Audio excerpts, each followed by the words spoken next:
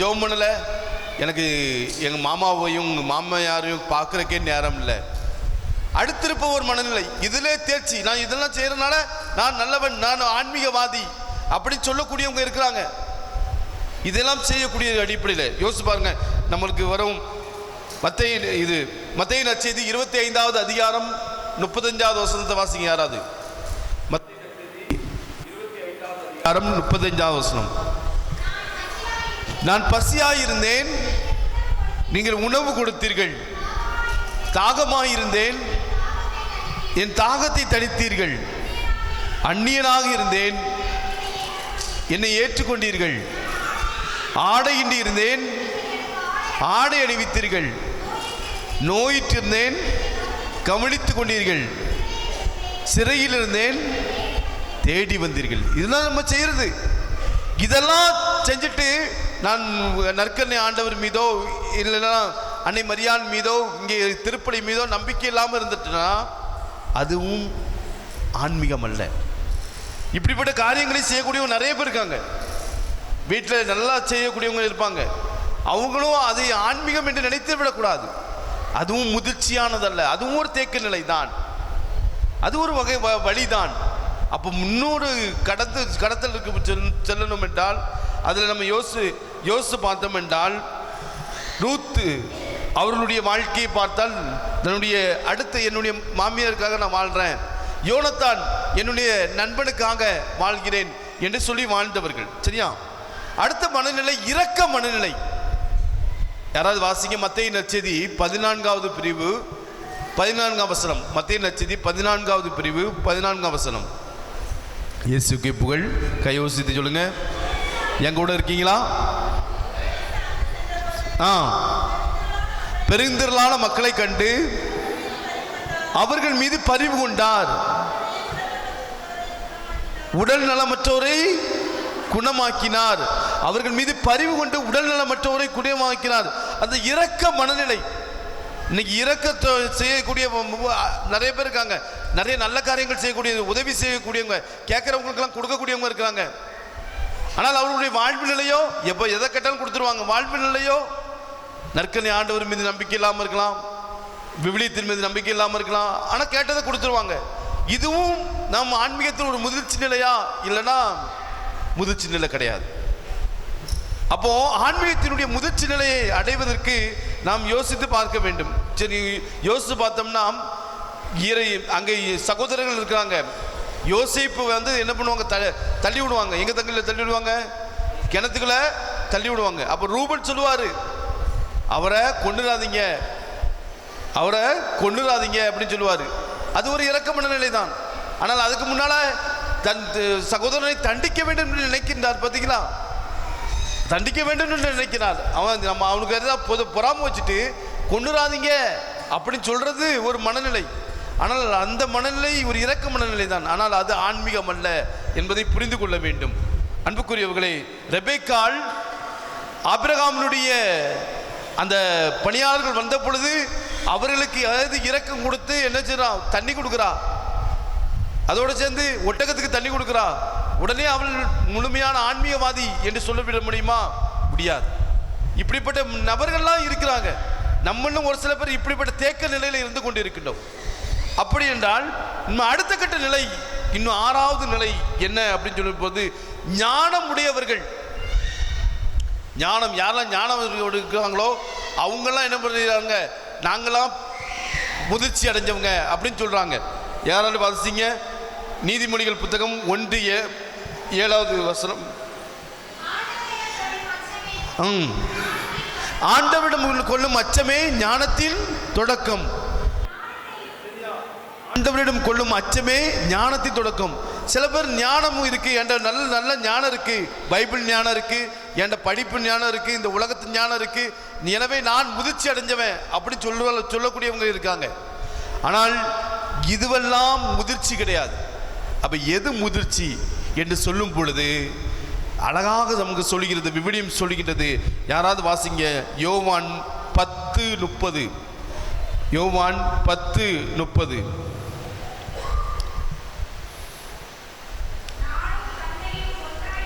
நானும் தந்தையும் ஒன்றாய் இருக்கின்றோம், நானும் தந்தையும் ஒன்றாய் இருக்கின்றோம். இதை தொடர்ந்து வாசிக்கிறதுக்கு யோவான் நற்செய்தி 14, யோவான் நற்செய்தி 14ஆம் அதிகாரம் 10 முதல் 12. நான் தந்தையுள்ளும் நான் தந்தையினுள்ளும் தந்தை என்னுள்ளும் இருப்பதை நீ நம்புவதில்லையா? நான் உங்களுக்கு கூறியவற்றை நானாக கூறவில்லை, என்னுள் இருந்து கொண்டு உரையாற்றுபவர் தந்தையே. என்னுள் இருந்து கொண்டு உரையாற்றுபவர் தந்தையே. தொடர்ந்து வாசிங்க. நான் தந்தையில் இருக்கிற, நீங்க சொல்ல முடியுமா நான் தந்தையுள் இருக்கிறேன், நான் கடவுளுடைய உருவில சாயல படைக்கப்பட்டவன் என்பதை உறுதிப்படுத்த முடியுமா? நம்ம பேரளவில் தான் உறுதிப்படுத்திட்டு இருக்கோம். கடவுளுடைய உருவிலும் சாயலிலும் நான் இருக்கிறேன் என்பதை உறுதிப்படுத்தக்கூடிய அடிப்படையில் நான் தந்தையுள் இருக்கிறேன், தந்தை என்னுள் இருக்கிறார், நான் சொல்வதை நம்புங்கள், என் வார்த்தையின் பொருட்டு நம்பாவிடனும் என் செயல்களின் பொருட்டாவது நம்புங்கள். நான் செய்யும் செயல்களை என்னிடம் நம்பிக்கை கொள்பவரோ செய்வார், ஏன் அதைவிட பெரியவற்றையும் செய்வார். தந்தையிடம் போகிறேன் கிடையா? அப்போ நானும் தந்தையும் ஒன்றாய் இருக்கிறோம் அப்படிங்கிற அடிப்படையில் பெரியவற்றை செய்யக்கூடிய அடிப்படையில் இருக்கிறோம். அன்புக்குரியவர்களை யோசிச்சு பாருங்க.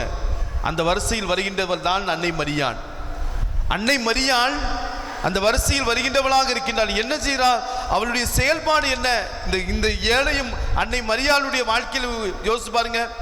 இந்த ஏழையும் அன்னை மரியாளுடைய வாழ்க்கையை யோசிச்சு பாருங்க. அங்கே கானா ஊரில் உணவு இல்லை, ஏழைகளுக்கு உணவு இல்லை என்றவுடன் அந்த உணவை கொடுக்கக்கூடியவள் யார் என்றால் அன்னை மரியாள். கானா ஊரிலே உணவு இல்லை என்று சொன்ன பொழுது அந்த உணவை கொடுக்கக்கூடியவர் அன்னை மரியாள். அங்கே அந்த குடும்பம் அவமானப்படும் என்ற சூழ்நிலையில் அவமானத்துக்கு உள்ளாக்க கூடாது என்பதற்காக அவர்களுக்காக பரிந்து பேசி ரசம் பெற்றுக்கொண்டது யார் என்றால் அன்னை மரியாள்.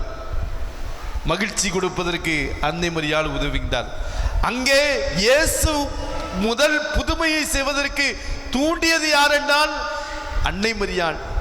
ஒரு சாதனை பெண்ணாக அங்கே இயேசு முதல் புதுமை செய்வதற்கு உங்கள் உறுதி இருந்தார். அதே போல அடுத்திருப்பவர் மனநிலை, அங்கே சிலுவையினுடைய அந்த வேதனையில் இருக்கின்றார். சீடர்களும் தூங்கிட்டு ஓடி போயிட்டாங்க. ஆனால் அந்த சீடர்கள் இல்லாத சூழ்நிலையில் தன் மகனோடு அடுத்திருந்தவராக இருந்தார், தன் மகனோடு உடன் இருந்தவராக இருந்தால். அதே நேரத்தில் அவளுடைய இரக்க மனநிலையை பாருங்கள். தன் மகனை விட்டு ஓடியவர்கள், தன் மகனை காட்டி கொடுத்தவர்கள், தன் மகனை வேண்டாம் என்று ஒதுக்கியவர்கள், இவர்களையெல்லாம் அவள் வெறுக்கவில்லை, மன்னித்து ஏற்றுக்கொண்டு அவர்கள் எல்லோரையும் ஒன்றிணைத்து அவர்களுக்கு தூய ஆவியை பெற்றுக் கொடுத்த ஒரு இரக்க மனநிலை அன்னை மரியாளிடம் இருந்தது. அது மட்டுமல்ல, ஞானம் நிறைந்த கன்னிகையாக பாத்திரமாக இருக்கின்ற அன்னை மரியாள் அந்த ஞானத்தோடு தன்னுடைய சீடர்களை எல்லாம் ஒன்று திரட்டியவள் மட்டுமல்ல, அவர்களை வெவ்வேறு இடங்களுக்கு செல்ல வைத்து அந்த பணியை, இயேசுடைய பணியை செய்ய வைத்தவர். அப்போ அந்த அடிப்படையில் பார்க்கும் பொழுது அன்னை மரியாள் இன்னும் என்ன சொல்றாங்க, தந்தையினுள் இருக்கின்றார் என்பதை தன்னுடைய செயல்களினால் காட்டியவர். நான் தந்தையினுள் இருக்கிறேன், தந்தை என்னுள் இருக்கிறார், தந்தை என்னை பார்ப்பவன் தந்தையை பார்க்க முடியும் என்ற அடிப்படையில் செயல் வடிவில் காட்டியவள். இந்த செயல் வடிவில் காட்டியவள் அன்னை மரியாள் மட்டுமல்ல, புனிதர்கள் எல்லோரும் அந்த செயல் வடிவில் காட்டியதனால்தான் அவர்கள் உயர்ந்து நின்றார்கள். மோசையை பாருங்கள், யோசுவா சொல்வார், பொறாமையோடு சொல்லுவார். ஞாயிற்றுக்கிழமை வந்து வாசம் பொறாமையோடு சொல்லுவார். ஆனால் மோசை சொல்லுவார், பரவாயில்ல அவனை விட்டுருங்க அப்படின்னு சொல்லுவார். அந்த பெருந்தன்மை இருக்குன்னு பார்த்தீங்கன்னா, அந்த தன்மை இருக்கிறவர்கள் தான் முதிர்ச்சி அடைந்தவர்கள். நானும் தந்தையும் ஒன்றும் அந்த அடிப்படையில் தந்தையினுடைய சாயலிலே உருவிலே செயல்படக்கூடியவர்களாக இருக்கணும். அந்த உருவிலே சாயலில் செயல்படக்கூடியவங்க எப்படி இருப்பாங்க? உருவிலே சாயலில் செயல்படக்கூடியவங்க எப்படி இருப்பாங்க அப்படின்னு சொன்னால், அன்னை தெரேசாவுடைய புகைப்படத்தை எடுக்கணும்னு நினைத்தாங்க. அன்னை தெரேசாவுடைய புகைப்படத்தை எடுக்கணும்னு நினைச்சாங்க. அந்த புகைப்படத்தை எடுக்கணும்னு நினைச்ச உடனே அன்னை தெரேசா சொன்னாங்க, நான் நற்கண்ணைக்கு முன்பாக முழந்தால் படிக்கின்ற பொழுது எனக்கு தொந்தரவு கொடுக்கக்கூடாது, லைட்லாம் போடக்கூடாது, லைட்லாம் போடக்கூடாது, வேணா நீங்கள் எடுத்துக்காங்க, ஆனால் எந்த லைட்டும் போடக்கூடாது அப்படின்ட்டாங்க. புகைப்படம் எடுக்கும் பொழுது எப்படி லைட்டு போடாமல் எடுக்கிறது? அப்போ உன்னை சொன்னாங்க அப்படி தான் எடுக்கணும் அப்படின்னு சொன்னாங்க. ஆனால் புகைப்படம் எடுக்கக்கூடியவர் எடுத்து விட்டு அதை என்ன பண்ணுறாரு, சரி செய்து விட்டு பார்க்கும் பொழுது அவரே ஆச்சரியப்பட்டார். ஏனென்றால் எந்த வெளிச்சமும் இல்லாமல் எடுக்கப்பட்ட அந்த புகைப்படத்தில் அன்னை மரியா, அன்னை திரேசாவுடைய முகமும் நற்கன்னை ஆண்டவருடைய அந்த பேழையும் பிரகாசமாக இருந்துதான். அதிலே ஒரு ஒளிவட்டம், அன்னை திரேசாவுடைய அந்த தலைக்கு மேலே ஒரு ஒளிவட்டம் இருந்துதான். அந்த ஒளிவட்டம் அவளுடைய முகத்தை எல்லாம் பிரகாசமாக செஞ்சுதான். எனவே கடைசியாக உள்ள அந்த நிலை என்னவென்றால் அறிவொளி நிலை, அதுதான் இறை ஒளி நிலை. அந்த இறை ஒளி பெற்றவர்கள் தான் தந்தையும் நானும் ஒன்றாய் இருக்கிறோம், தந்தை என்னுள் இருக்கிறார், என் வழியாய் செயலாற்றுகிறார் அப்படி சொல்ல முடியும். அப்படி தந்தை என்னுள் இருக்கிறார், என் வழியாய் செயலாற்றுகிறார் என்று சொல்லக்கூடியவர்கள் எப்படி இருப்பார்கள் என்று சொன்னால், அன்புக்குரியவர்களே, தந்தைக்காக எதையும் செய்ய தயாராகுவார்கள். நம்முடைய முதல் தந்தையாக இஸ்ராயல் மக்களுடைய முதல் தந்தையாக இருக்கின்றவர் யாரு? இஸ்ராயல் மக்களுடைய முதல் தந்தை யூத இனத்தினுடைய தொடக்கம் யார் தொடங்குது? ஆபிரகாம்.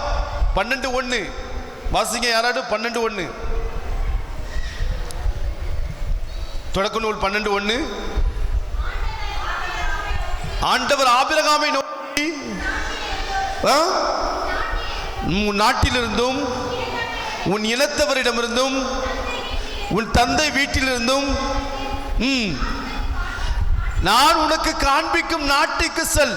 உன் தந்தை வீட்டிலிருந்தும் உன் இனத்தவரிலிருந்தும் உன் வீட்டிலிருந்தும் புறப்பட்டு நான் உனக்கு காட்டும் நாட்டுக்கு செல். அப்படிப்பட்ட ஆபிரகாமுக்கு கடவுள் கொடுத்த வாக்குறுதி 3. என்ன வாக்குறுதி கொடுத்தாரு? கடவுள் கொடுத்த வாக்குறுதி 3. உன்னை நான் பெரிய இனமாக்குவேன். அது எனது வழி மரபினர். ஒன்று வழிமரபினர். கடவுள் அவருக்கு அதிக வழிமரபினரை கொடுப்பேன் என்று சொன்னார். ஆனால் அப்படிப்பட்ட வழிமரபினரை கடவுள் அவருக்கு 99 வயசு வரைக்கும் கொடுக்கல. உன் பேரை சிறப்புறேன். 99 வயசு வரைக்கும் ஆபிரகாமுக்கு குழந்தை பேரு கொடுக்கல. புரியுதா உங்களுக்கு? குழந்தை பேர் கொடுக்கல. அப்படி குழந்தை பேர் கொடுக்கவில்லைன்னு சொல்லிட்டு ஆபிரகாம் என்ன செய்தார்? கடவுளுக்கு எதிராக செயல்பட்டாரா? மற்றவங்களாம் சொன்னாங்க அது சாபமாக பார்த்தார்கள். இன்னைக்கு அண்ணாவுக்கு குழந்தை இல்லைன்னே அண்ணா அழுதாள். அவருடைய கணவர் எல்கானா கூட அவரை என்ன பண்ணார்? அவருக்கு எதிராக வஞ்சகம் செய்தார். அன்னை மரியாள் எத்தனை வருஷம் கழிச்சு பிறந்தாங்க? அன்னை மரியாள் எத்தனை வருஷம் கழிச்சு? அண்ணம்மாள் சோக்கிற்கு எத்தனை வருஷம் கழிச்சு பிறந்தாங்க? 20 ஆண்டுகள் கழித்து பிறந்தார்கள். அன்னை மரியாள் 20 ஆண்டுகள் கழித்து அண்ணம்மாள் சோக்கிலுக்கு பிறந்தாங்க. நீங்க யோசிச்சு பாருங்க, யோசிச்சு பாருங்க. ஒரு வழிமரபினர் இல்லை என்றால் அந்த வழிமரபினருக்காக காத்திருந்த ஆபிரகாமை போல இன்னைக்கு நம் மத்தியில் வழிமரபினருக்காக ஒரு குழந்தை பாக்கியத்துக்காக காத்திருக்கின்றவர்கள் எத்தனை பேர்? அந்த காத்திருக்கிறவங்களுக்காக ஜெபிக்கக்கூடியவர்கள் எத்தனை பேர்? புரியுதா உங்களுக்கு? அன்னை திரேசாவோ அன்னை மரியாளோ புனிதர்களோ என்ன செய்வாங்க அப்படின்னு சொன்னால் அவர்களுக்காக ஜெபிக்க பரிந்து பேசிக் கொண்டிருக்கின்றார்கள். அப்ப அறிவொளி பெற்றவர்கள், இறைவொளி பெற்றவர்கள் என்ன செய்வாங்க? எனக்கு பக்கத்தில் இருக்கிற என் பக்கத்து வீட்டில் ஒரு வீட்டில் குழந்தை இல்லை, என் பக்கத்து வீட்டில் குழந்தை இல்லை, அப்பனா என்ன செய்யணும்? காரணம் யாரு? என் பக்கத்து வீட்டில் குழந்தை இல்லப்பா, காரணம் யாரு? நீங்க தான் காரணம். அந்த வீட்டுக்காரங்க காரணம் இல்லை, நீங்க ஜெபிக்கல. நீங்கள் இறை ஒளியோடு அறிவொளியோடு அவர்களின் மீது அக்கறை கொண்டு ஜெபிக்கவில்லை. அன்னை திரேசாவை போல அன்னை மரியாளை போல ஜெபிக்கல. நீங்கள் ஜெபிக்காமல் இருந்து கொண்டு எப்படி இறை ஒளி பெற்றவர்கள் நாங்கள் ஆன்மீகவாதிகள் என்று சொல்ல முடியும்? என் அருகாமையில் இருக்கின்றவர் குழந்தை பாக்கியம் இல்லாமல் இருக்கிறான். என் அருகாமையில் இருக்க குழந்தை பாக்கியம் இல்லாமல் இருக்கும் பொழுது என் பக்கத்து வீட்டுக்கார குழந்தை பாக்கியம், அவன் பிரச்சனை இல்லை, அது என்னுடைய பிரச்சனை. வைராக்கியத்தோடு ஜெபிக்கணும். வாசிங்க மார்க் நற்செய்தி 1ஆம் அதிகாரம் 40-41. மார்க் நற்செய்தி 1ஆம் அதிகாரம் 40-41.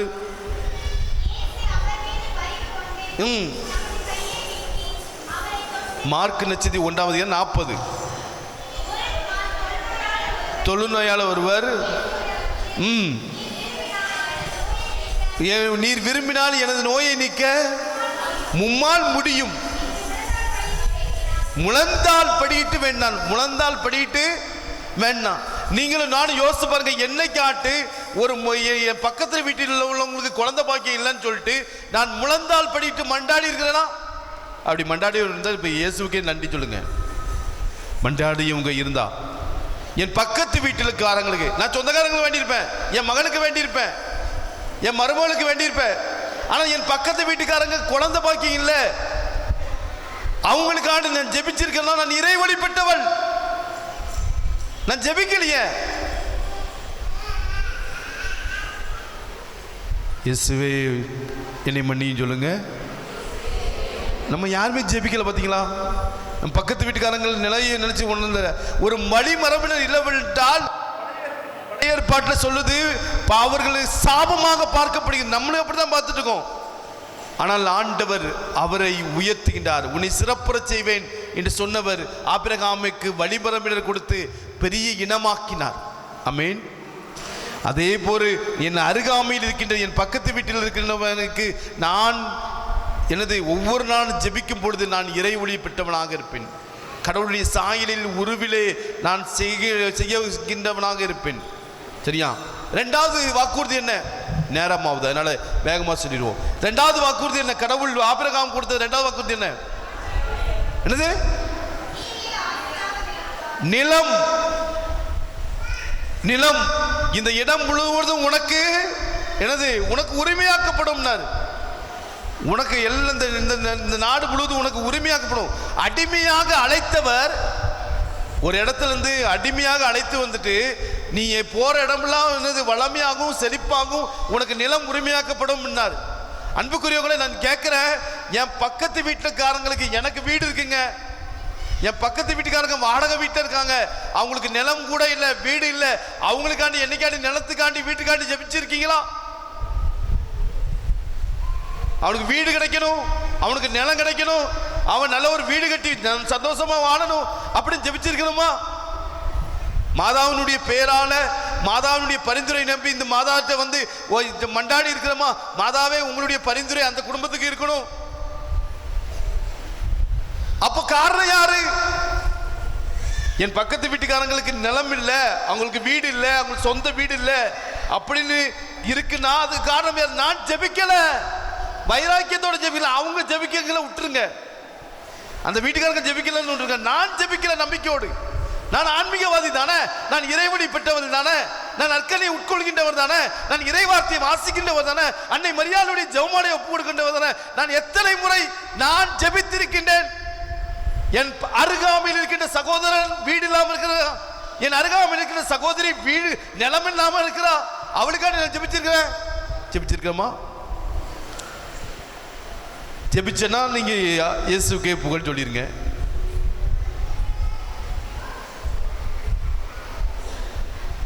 மூன்றாவது வாக்குறுதி கடவுளுடைய உடனிருப்பு. கடவுளுடைய உடனிருப்பு. நான் உன்னோடு இருப்பேன், உன்னோடு பயணம் செய்வேன் அப்படின்னு கடவுளுடன் இருந்தார். இஸ்ராயல் மக்களோடு எப்படி இருந்தாரு? மேகது வழியாக, நெருப்பு வழியாக அவர்களுக்கு காடை, மன்னா, செங்கடல் கடத்தல்.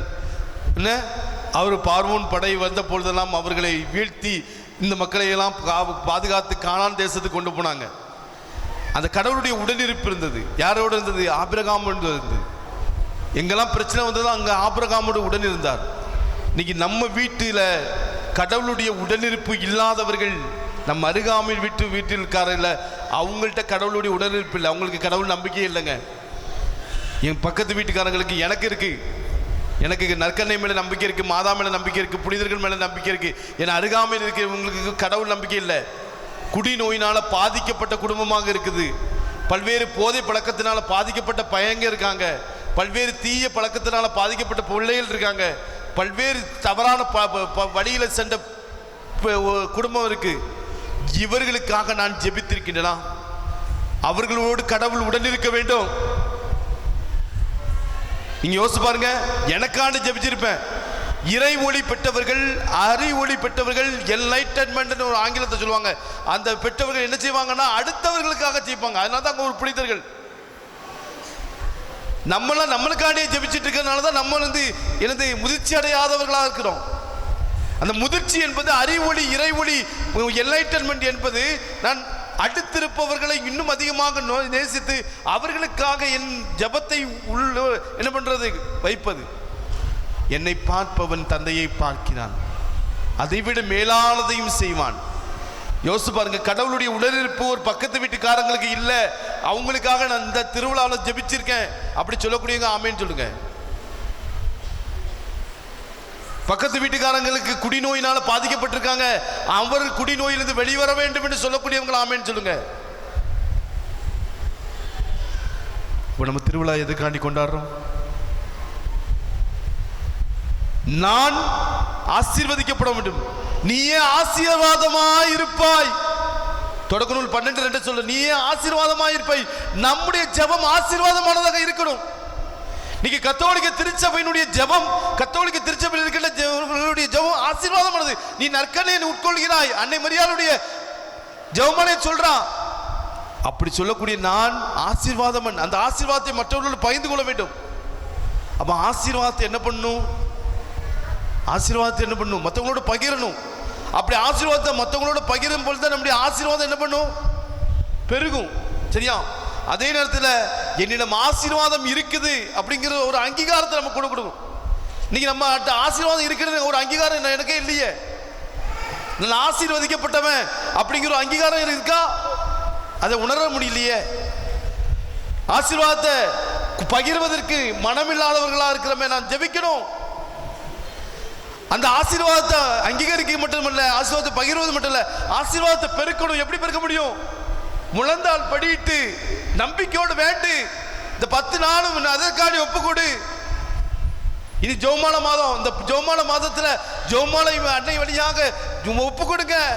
குடிநோயினால் பாதிக்கப்பட்டவர்கள், பல்வேறு பழக்க வழக்கத்தினால் பாதிக்கப்பட்ட இளைஞர்கள், தேவையில்லாத பழக்க வழக்கத்தில் இருக்கின்ற பெண்கள், இவர்களுக்காக ஒப்பு கொடுங்க. வீடு இல்லாதவங்களுக்காக ஒப்பு கொடுங்க, நிலம் இல்லாதவங்களுக்காக ஒப்பு கொடுங்க, குழந்தை பாக்கியம் இல்லாதவங்களுக்காக ஒப்பு கொடுங்க. என் அருகாமை இருக்கிறவன் ஒன்று இல்லாம இருக்கிறானா அதுக்கு காரணம் நான் தான். எனவே அந்த இறை ஒளி, அந்த அறிவொளி நாம் பெற வேண்டும். அதுதான் முதிர்ச்சி. அந்த முதிர்ச்சியை நோக்கி என்னைக்கு பயணிக்கிறோமோ அன்னைக்கு நம்ம முழுமையான கத்தோலிக்கர்கள். இல்லை என்றால் வேடிக்கைக்காகவும் வாடிக்கைக்காகவும் திருவிழாவுக்காகவும் வருகின்ற ஒரு சாதாரண நபர்கள். நம்முடைய ஆன்மீகம் என்பது ஒரு தேவையில்லாத ஆன்மீகம். நம்முடைய ஆன்மீகத்தை இன்னும் பெருக்கெடுக்கணும். அதுக்கு நீங்கள் முயற்சி பண்ணுங்க. ஆண்டவர் உங்களோடு இருப்பார். ஆமென்.